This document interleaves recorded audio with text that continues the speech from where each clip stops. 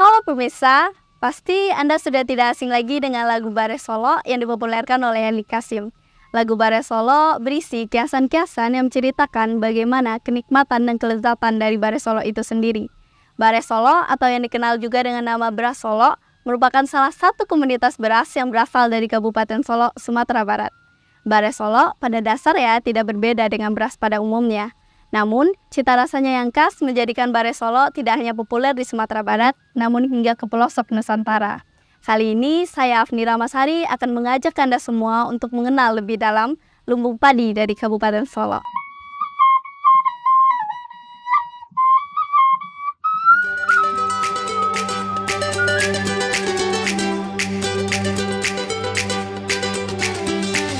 Pemirsa, Kabupaten Solo merupakan salah satu wilayah di Sumatera Barat yang memiliki berbagai macam kekhasan alam serta kekhasan adat budaya. Terdapat banyak sumber daya alam, khususnya komoditas tanaman yang khas yang berasal dari wilayah Kabupaten Solo. Hal ini tidak terlepas dari kondisi geografis wilayah, dan Bare Solo adalah salah satu contoh komoditas tanaman khas yang berasal dari Kabupaten Solo. Produk pertanian ini bukan hanya sekedar beras, melainkan warisan lezat yang menggambarkan keunikan alam dan budaya dari wilayah Kabupaten Solo. Dengan populernya Bare Solo di mata masyarakat Indonesia, menjadikan Bare Solo salah satu komoditas beras yang bernilai harga tinggi. Bare Solo sendiri sudah terdaftar sebagai indikasi geografis DJKI pada Desember 2017, yang berarti reputasi, kualitas, dan karakteristik dari Bare Solo telah diakui secara hukum. Popularitas dari Bare Solo sendiri sangat dicintai oleh perantau Minang, membuat Bare Solo tidak hanya diminati oleh masyarakat Minang saja. Fenomena ini membuat pasar dari Bare Solo menjadi semakin luas. Saat ini Bare Solo tidak hanya diekspor ke wilayah Sumatera Barat saja, namun hingga keluar Pulau Sumatera. Wilayah ekspor Bare Solo biasanya terkonsentrasi di daerah-daerah yang memiliki penggemar kuliner Minangkabau di dalam maupun di luar negeri. Kota-kota besar seperti Jakarta, Bandung, Medan, dan banyak daerah lainnya. Jadi kalau kita bicara Bare Solo ini, alhamdulillah perkembangannya akhir-akhir ini sudah cukup bagus ya. Di mana semenjak saya jadi bupati lebih kurang 3 tahun yang lalu, saya kebetulan besarnya memang dari beras ya. Saya besarnya ini karena ibu saya dulu pedagang beras, jadi saya tahu persis bagaimana kehidupan petani beras ini. Begitu saya jadi bupati, saya mengundang kawan-kawan Solo Super Team. Kami manggilnya Solo Super Team. Semua pegawai ini kami bersatu mencapai satu tujuan di bawah naungan Solo Super Team. Saya mengajak Solo Super Team bagaimana menggali semua potensi yang ada. Salah satunya adalah bagaimana meningkatkan pendapatan petani melalui Bare Solo.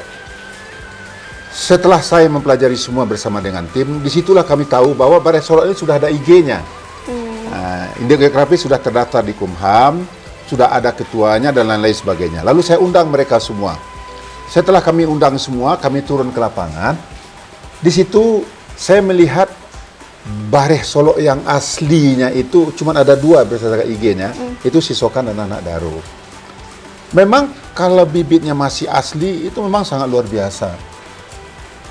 Pada waktu itu saya melihat di media sosial ya, di Tokped itu ya, Tokopedia, sampai sekarang itu masih ada itu. Buka Tokped itu, klik di situ Bare Solo, Anak Daru atau Sisokan. Itu harganya sangat luar biasa. Lalu saya kirim tim survei kemana-mana daerah, dan rata-rata restoran Padang yang top-top itu mereka rupanya memakai Bare Solo ini. Karena memang dia di situ agak perah ya, tidak pulan dan cocok dengan makanan Padang. Makanya orang berminat untuk mencari Bare Solo ini. Di situ saya punya keinginan. Saya tanya ke petani, saya lihat bibitnya. Oh, rupanya bibitnya mereka sudah terlalu lama. Sudah berulang-ulang ya. Bibit mereka dapatkan. Lalu saya punya inisiatif kerjasama dengan BPKP namanya. Apa namanya ini? BPPT. Ya. Badan Pengembangan Pertanian terpadu di sini. Saya undang mereka, saya rapat di kantor, dan saya mohon kepada mereka agar kami diberikan bibit yang murni. Nah, alhamdulillah berkat kerjasama dengan BPT, kami dapat bibit yang murni, dan ditambah lagi kami cari di tempat penangkar yang asli dari Jawa Barat. setelah kami dapatkan bibit yang murni, lalu kami bina kelompok-kelompok tani yang ada, yang sesuai dengan IG, kami berikan bibit yang gratis dan dikelola oleh pemerintah. Jadi sawah mereka kita pakai, dikelola oleh mereka yang melaksanakan, tapi dibina oleh Dinas Pertanian. Lalu pupuk dari kita dan semua apanya dari kita, nanti hasilnya kita beli lagi kepada mereka. Dan alhamdulillah setelah kerjasama dengan Gapoktan ini, kita mendapatkan bibit lebih kurang hampir 100 ton bibit murni dari 2 jenis varietas. Lalu yang 100 ton ini kami bagikan gratis ke seluruh kelompok-kelompok tani yang sesuai dengan IG itu. Sehingga harapan kami ini beras Solok yang asli itu sudah murni bibitnya. Bare Solo menjadi permata rasa dari Minangkabau. Memiliki ciri khas cita rasa nasi yang membuatnya berbeda dari beras lainnya. Kelembutan yang agak perah, rasa yang manis, dan tekstur lembut menjadi identitas yang memikat setiap penikmatnya. Sifat organoleptik Bare Solo tidak hanya sekedar data, melainkan cerminan dari pengalaman masyarakat konsumen di kota dan Kabupaten Solo. Penilaian ini menciptakan jejak rasa yang membekas dalam ingatan setiap penikmat Bare Solo. Bare Solo tidak hanya memanjakan lidah, tetapi juga menyimpan kekayaan nutrisi yang bermanfaat bagi kesehatan. Data dari deskripsi varietas tanaman pangan yang diterbitkan oleh UPTD BPSB Sumatera Barat menunjukkan bahwa Bare Solo bukanlah sembarang beras. Analisis oleh Balai Pengkajian Teknologi Pertanian BPTP Sumatera Barat di Solo dan Laboratorium Pengujian BB Padi Balai Besar Pengujian Tanaman Padi di Jawa Barat memberikan gambaran mendalam tentang sifat fisik dan kandungan gizi Bare Solo. Bare Solo tidak hanya dinikmati dalam makanan sehari-hari, namun juga dalam perayaan adat. Bare Solo sendiri sering disajikan dalam acara besar seperti pernikahan, khitanan, selamatan, atau acara adat lainnya di Minangkabau. Hal ini dilakukan karena Bare Solo dianggap sebagai hidangan yang istimewa dan melambangkan kemakmuran serta keberlimpahan. Selain itu, rasanya yang lezat dan kekayaan bahan-bahan alami yang digunakan membuatnya menjadi pilihan utama untuk merayakan momen-momen penting dalam budaya Minangkabau. Dengan kondisi air kita yang cukup banyak, itu potensi aliran air kita cukup bagus. Artinya kita hanya menjaga. Nah, jadi menjaga sumber dan saluran primer supaya sampai ke tersier. Jadi kita bangun irigasi di tingkat primer dengan menjaga supaya tidak bocor. Nah ini penting karena kebocoran ini kan banyak macamnya. Bisa dari air yang cukup besar, bisa juga dari binatang seperti jangkrik. Nah itu harus kita jaga. Jadi air itu mengalir seperti primer itu sampai ke tingkat tersier dinikmati petani kita. Jadi artinya kami tetap menjaga sumber air kami supaya air itu sampai ke tingkat masyarakat. Nah ini permanennya artinya saluran irigasi yang kami bangun secara permanen. Alhamdulillah sampai saat ini hampir 75% itu sudah terbangun permanen di Kabupaten Solok. Dan ini membuat alhamdulillah pasar beras Solok kita cukup bagus. Ya petani kita cukup air.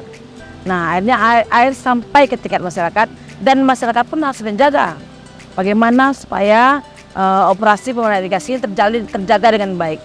Dengan kondisi air yang baik dan mencukupi, hal ini memudahkan Dinas PUPR Kabupaten Solok untuk membuat sistem irigasi yang baik untuk para petani Bare Solok, sehingga ketersediaan air tidak menjadi masalah dalam peningkatan produktivitas Bare Solok. Proses pendistribusian Bare Solok juga tidak luput dari perhatian pemerintah. Pembangunan dan perbaikan infrastruktur jalan menjadi salah satu hal yang diprioritaskan untuk mempermudah kendaraan mengangkut hasil panen untuk dijual hingga ke berbagai daerah. Salah satunya yang menjadi perhatian banyak pihak adalah keberhasilan pemerintah Kabupaten Solok dalam memperbaiki akses jalan Kapujan Rimbo Data yang telah ditingkatkan melalui Inpres Jalan Daerah Kabupaten Solok.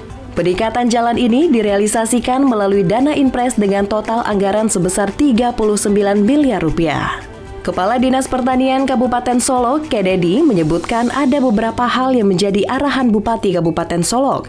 Yang pertama adalah perbaikan benih, seperti pemurnian beras varietas Cisokan dan Anak Daro yang menghasilkan benih yang sangat baik. Selanjutnya, melakukan identifikasi di lapangan, melihat apa yang dibutuhkan oleh petani. Dinas Pertanian juga membina heller yang ada di Kabupaten Solok. Salah satu bentuk pembinaan tersebut adalah dengan tidak mencampurkan beras Solok dengan beras lainnya dan juga memperbaiki tampilan kemasan Bare Solok sehingga lebih representatif. Penggunaan alat atau teknologi yang canggih juga terus dikembangkan oleh pemerintah Kabupaten Solok, mulai dari proses di sawah hingga penggilingan padi. Kita di Kabupaten Solok sudah melakukan penerapan canggih. Kita tidak lagi memakai cangkul untuk mengolah, kita sudah pakai minimal hand tractor ataupun hydro tiller, dan untuk pengolahan kita pakai hand tractor dan ada juga traktor roda 4 tergantung daerah lokasinya. Kemudian waktu penyiangan kita juga sudah pakai paddy mower, artinya pakai alat untuk mengefisienkan pekerjaan, baik itu tenaga kerja dan waktu. Waktu panen juga kita pakai alat yang sederhana ada dan yang canggih juga ada. Sederhananya kita pakai paddy mower untuk memotong dan dilanjutkan dengan pakai power thresher untuk merontokkannya. Sementara untuk yang canggih kita pakai pemanen itu pakai combine harvester. Itu bisa dipotong langsung dan langsung masuk karung. Keluarnya gabah kering panen dan itu bisa langsung kita distribusikan ke rice milling. Terkait dengan bantuan pupuk untuk petani, saat ini bantuan yang paling banyak adalah bantuan pupuk subsidi. Peran Dinas Pertanian adalah fokus untuk memastikan kelancaran penyaluran bantuan pupuk subsidi tersebut. Bantuan pupuk, penggunaan alat-alat pertanian canggih tidak hanya diberikan kepada petani padi atau Bare Solok saja, melainkan juga disalurkan kepada petani lainnya seperti petani bawang ini. Tak luput satu hal yang sangat penting adalah pendekatan kepada para petani. Pemberian penyuluhan dan mendengarkan berbagai keluhan, masukan menjadi tahapan penting sebagai upaya peningkatan kualitas Bare Solok dan juga kesejahteraan petani di Kabupaten Solok.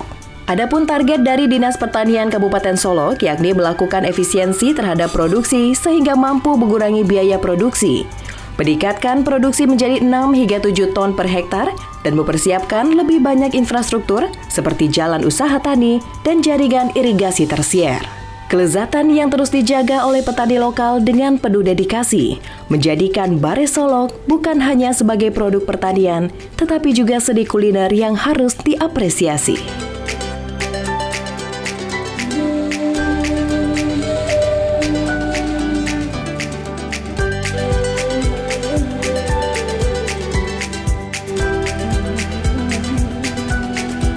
Pemirsa, kolaborasi yang dilakukan oleh pemerintah Kabupaten Solok dalam meningkatkan produktivitas Bare Solok memang menjadi tiang penting untuk meningkatkan kesejahteraan masyarakat, khususnya para petani yang ada di Kabupaten Solok. Mulai dari pemberian bantuan dana, peningkatan sumber daya manusia, hingga pembangunan infrastruktur yang terus dilakukan pembaharuan dan perbaikan. Hal ini dibuktikan dengan dikenal dan diekspornya Bare Solok ke berbagai wilayah yang ada di Indonesia. Nah, bagi Anda yang berkunjung ke Kabupaten Solok, Sumatera Barat, jangan lupa menikmati lamanya Bare Solok.